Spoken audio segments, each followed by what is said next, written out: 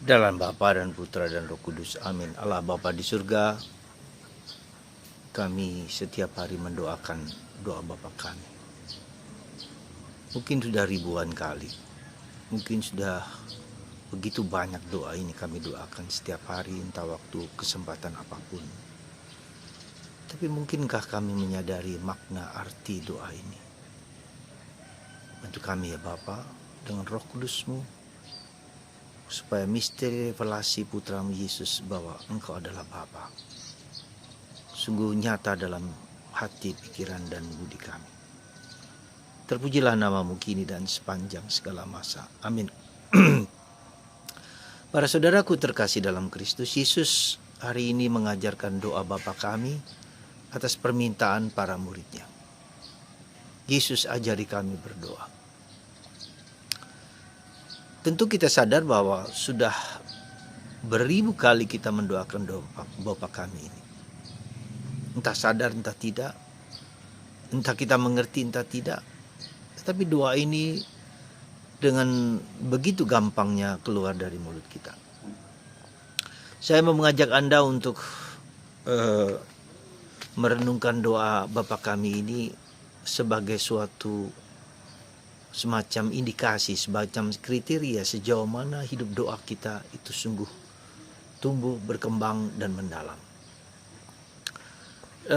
Hari-hari ini saya mengajak Anda untuk apa yang saya sebut gerakan mencintai ruah.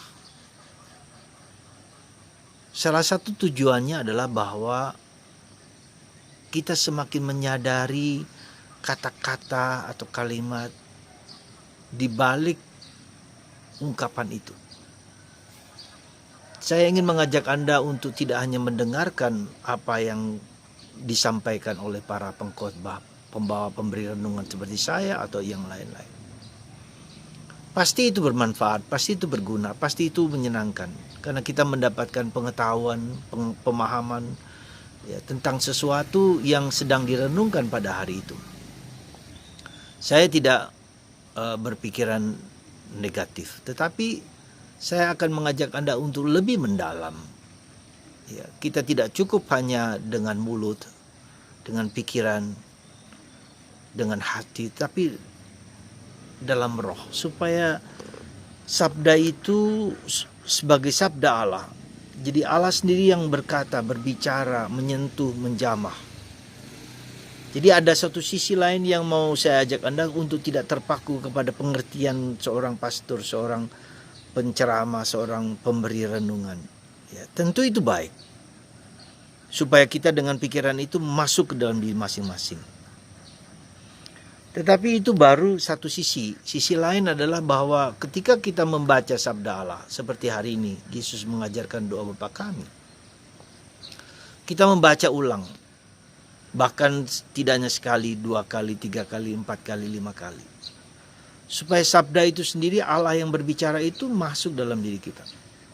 Kita mengizinkan dan membiarkan sabda Allah itu berbicara dalam diri kita.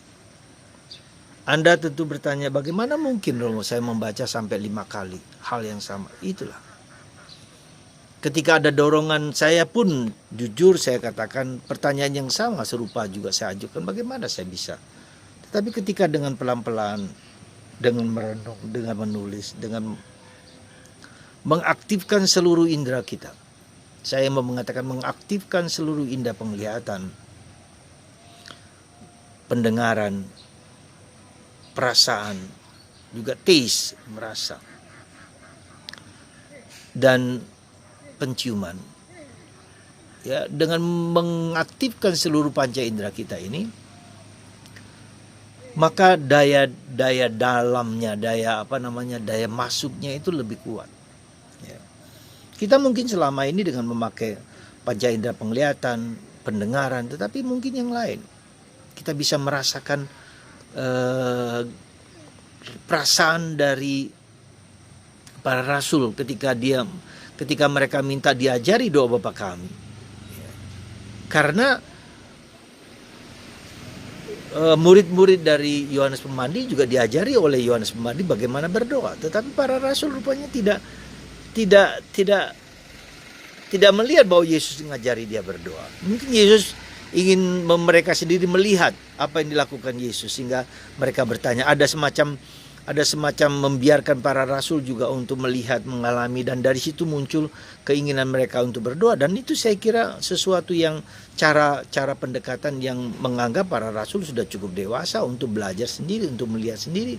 Jadi dengan indera penglihatan, pendengaran, penciuman, dan berjalan bersama Yesus, itu adalah suatu proses di mana kita juga berjalan bersama Yesus.